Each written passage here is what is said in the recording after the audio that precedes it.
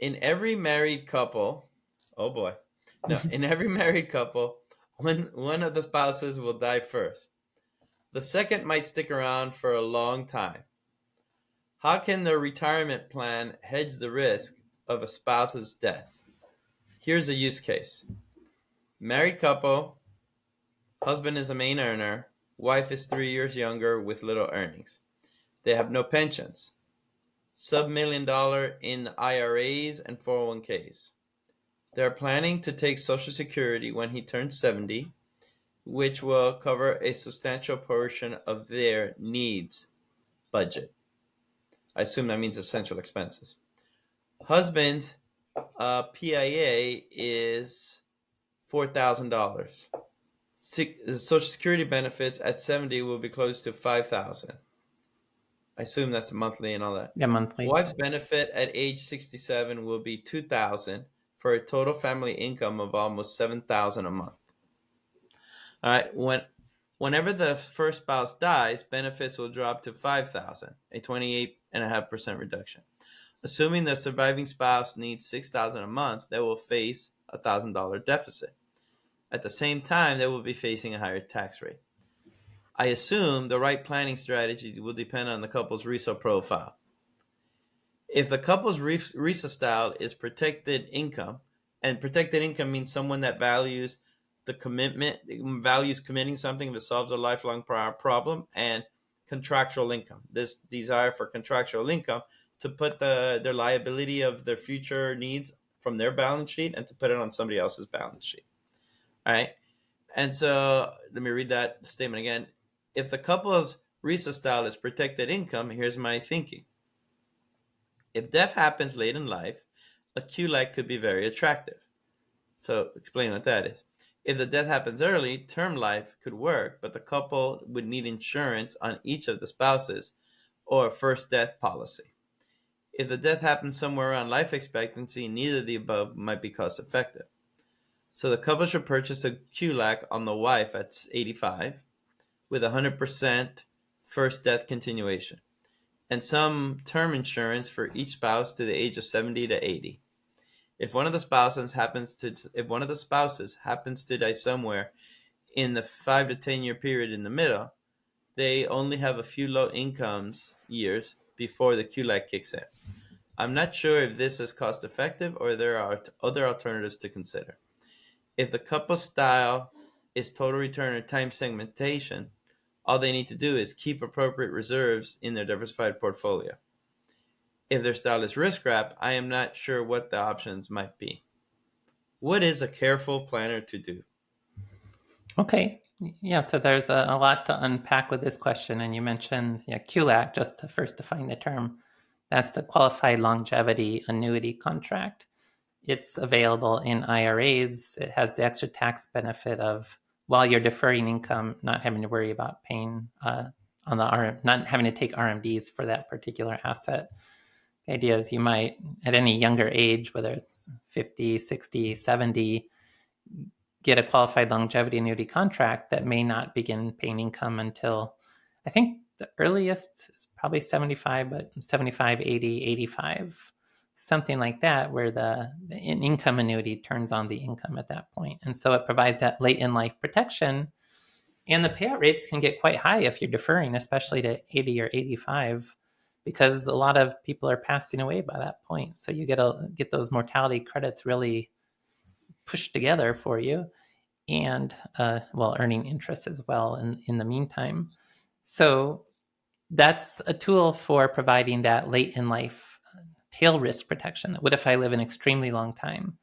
Well, if I buy a QLAC that starts income at 85, it's going to pay pretty well at those starting at that age, providing me that late in life protection at a lower cost, because I get to skip the payments before then, where I'm more likely to live to receive those, and therefore that makes them relatively more expensive.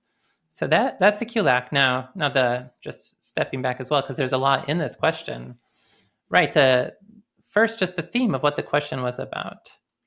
If one spouse dies earlier than you were planning for, that can be a spending shock to the financial plan. Now, on the one hand, some of the expenses for the household will go down because It's less expensive for one person to live than it is for two people.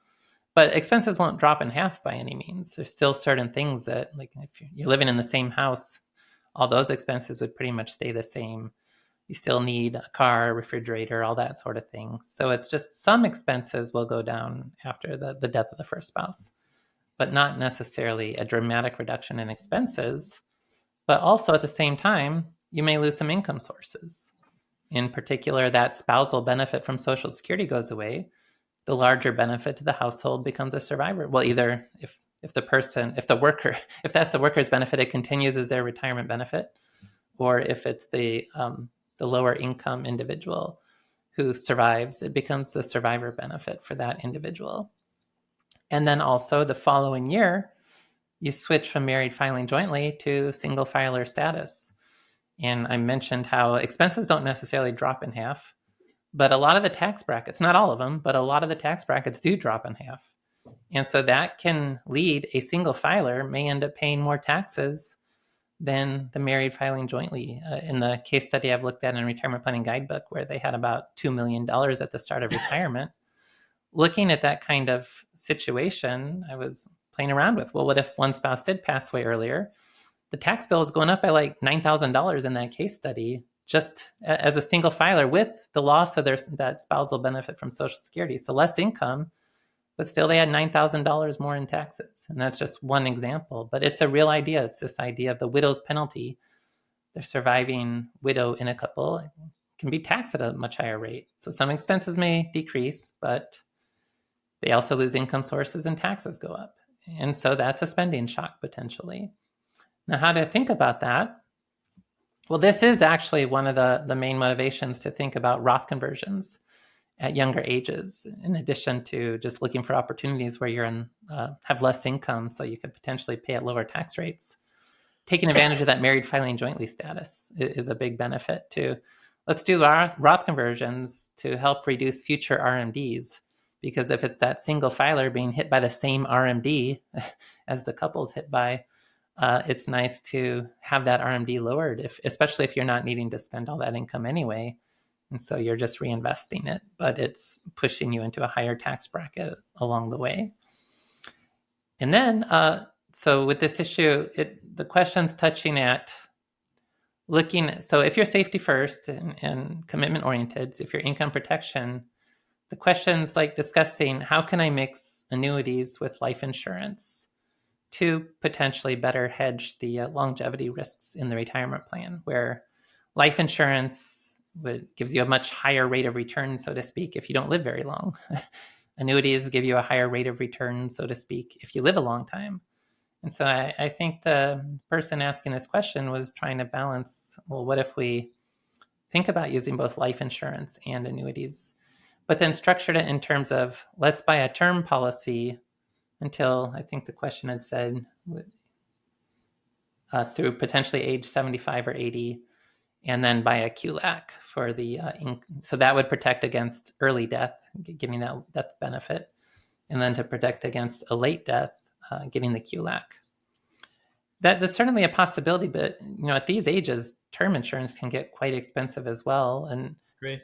Yeah, in the world of like thinking about retirement income planning with life insurance and annuities, one of the strategies that gets discussed is called the covered asset strategy. And that's where you think about permanent life insurance. And the idea is that it backs the ability to purchase a single life income annuity. So taking another step back, if you think about joint lifetime annuities for the joint lives of two individuals, or if you think about like adding cash refund provisions on annuities and that sort of thing, that's really just a form of life insurance.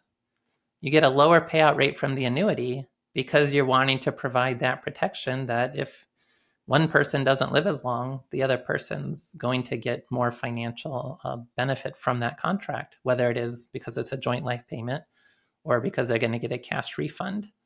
So a single life-only income annuity will generally have a much higher payout rate than any sort of joint life or cash refund or that sort of thing.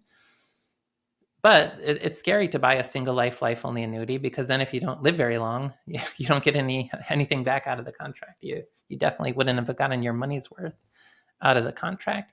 But that's where this covered asset strategy is. I get a permanent life insurance policy, and then the death benefit really backs my ability to buy a single life annuity. If I say had a $500,000 death benefit, and then I put $500,000 into a life-only single life income annuity, if I live a long time, I get a lot more money out of that annuity. I still get my beneficiary will get the $500,000 out of the life insurance. The implied rate of return on that would be less, but overall it's hedged my longevity risk. If I end up not living so long, then the death benefit replaces that asset of the household.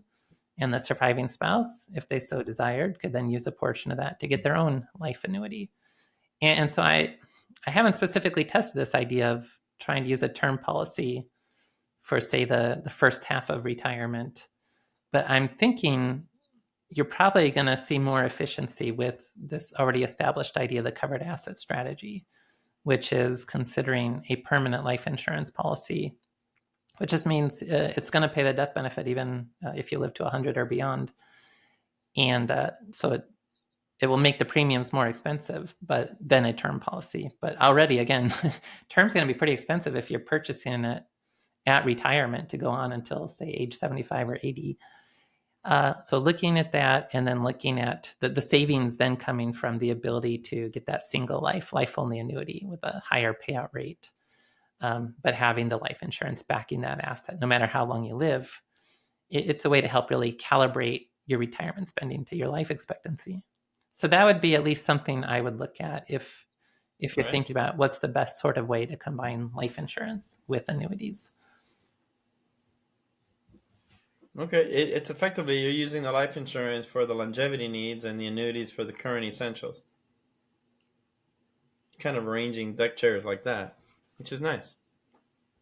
You're hedging your lifetime because life insurance pays more if you don't live so long. The annuities pay more if you live a long time. So the two hedge each other. Yeah, you're right. And don't forget, annuity is effectively like a life insurance policy, just in reverse. Right. Insurance in case you live a long time. So, yeah, it's insurance against living longer than expected. Life insurance is insurance against not living as long as you were expecting or hoping, or whatever the case may be.